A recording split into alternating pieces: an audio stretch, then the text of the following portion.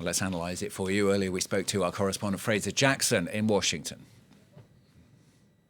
That was a rare interview of a US president with someone who they're not married to, either romantically or politically.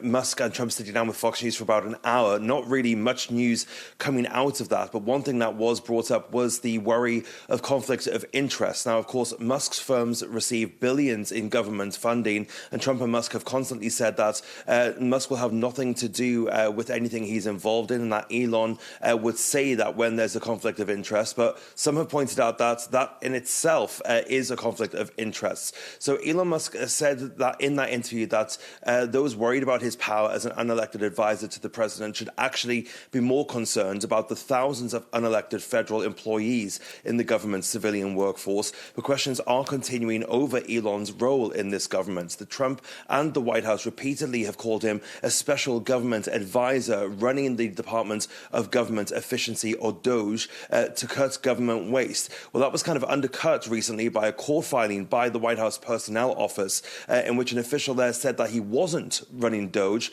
and that Musk's title is, quote, senior advisor to the president, a role in which he has, quote, no actual or formal authority to make government decisions himself. So that then perhaps providing some legal loopholes in which Musk can operate.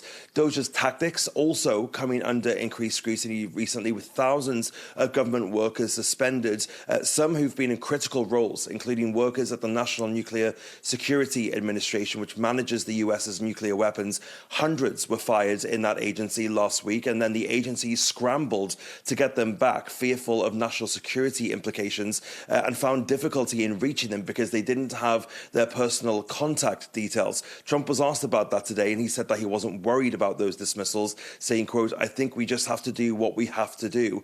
It's also a similar story elsewhere at the federal level in the Food and Drug Administration, which regulates and approves the safe use of drugs and food. Personnel working on bird flu there were fired as the US is grappling with a bird flu outbreak. So there are still many questions to be asked about particularly what Musk's role is, but the government and the White House at the moment saying that he is a special advisor to the president.